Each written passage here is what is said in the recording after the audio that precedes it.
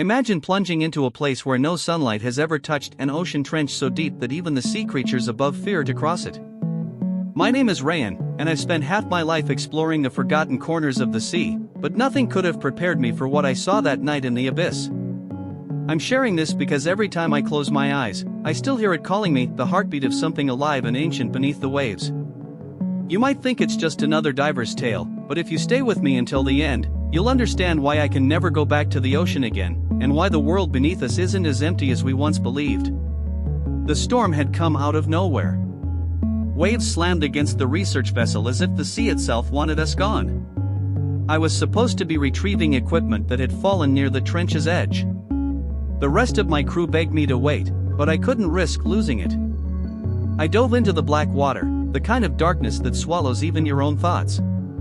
My flashlight beam barely pierced the murk, and each flicker of plankton felt like a constellation swirling in liquid night. The further I sank, the quieter the world became, until even the sound of my breathing felt too loud. That's when I saw it, a faint green glow pulsing from the sand like the light of a living star. I thought it was a deep-sea jellyfish at first, but as I brushed away the silt, I found a translucent egg, no bigger than my palm, humming with a soft warmth as though it held its own heartbeat. I should have left it there. Every instinct told me not to disturb it, yet something about the egg's glow felt pleading, as if it needed me. I secured it in a specimen container and rose back toward the surface, unaware that from the trench below, something enormous shifted in the dark, following me with slow, deliberate movements. Back on the ship, I placed the egg under observation, intending to hand it over to the marine lab when we returned to port.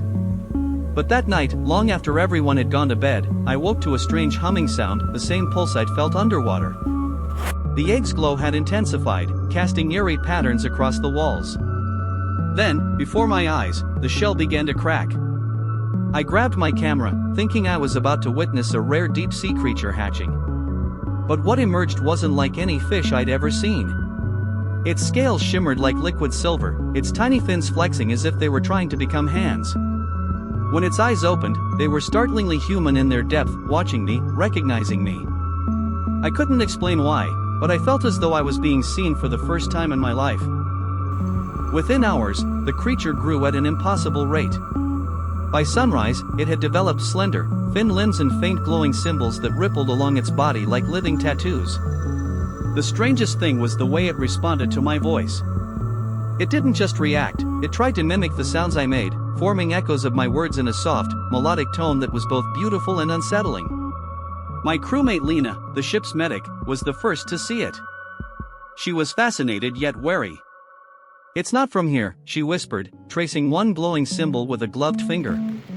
"Ryan, you need to call the Institute before it's too late." But before I could, strange incidents began happening around the vessel, metallic clangs below deck, the sensation of being watched from the water, sonar picking up massive shapes circling beneath us. At night, the creature would press against the glass of its tank, staring out at the sea as if it were waiting for something or someone. When Lena and I confronted each other about what to do, we discovered we weren't alone. A deep tremor shook the ship, and the ocean around us began to boil with phosphorescent light. Something vast was rising from the trench, its shadow stretching wider than the vessel itself. The creature in the tank began thrashing, glowing brighter as if calling back to whatever loomed beneath. That's when I realized the terrible truth. The egg wasn't just a rare specimen, it was a child, the last heir of something colossal and ancient that still lived in the deep. We spent the night barricading ourselves, the ship groaning under the strain of the waves and the pressure of something knocking against its hull. Lena wanted to jettison the creature to save ourselves, but I couldn't do it. There was something in its gaze, something almost pleading. I felt responsible for it. I had taken it from its home. By the second day, the ocean calmed as suddenly as it had raged. The massive presence below retreated into the trench, leaving behind an unnatural silence.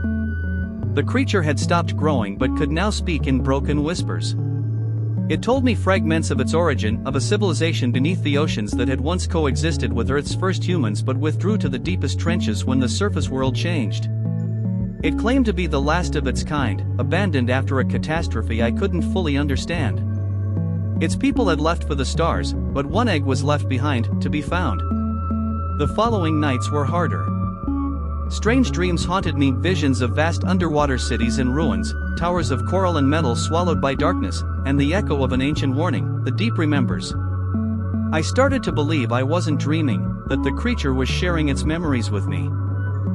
Our greatest challenge came when the Coast Guard intercepted us, responding to the odd sonar readings from our location. They ordered us to surrender all specimens, but I couldn't hand it over.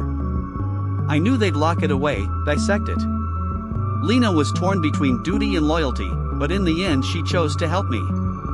Together, we smuggled the creature into a submersible and descended back to the trench to return it home. That dive was the most terrifying of my life.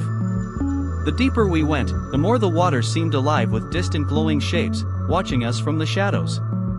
The creature's glow pulsed stronger, as if guiding us. Then we saw it, the ruins from my visions, crumbled spires lit by bioluminescent corals, a city lost to time. We found a crevice where the creature pressed its glowing palms to the walls, triggering a hum that reverberated through the water. For a moment, the whole trench lit up with soft blue light, as if welcoming the last child home.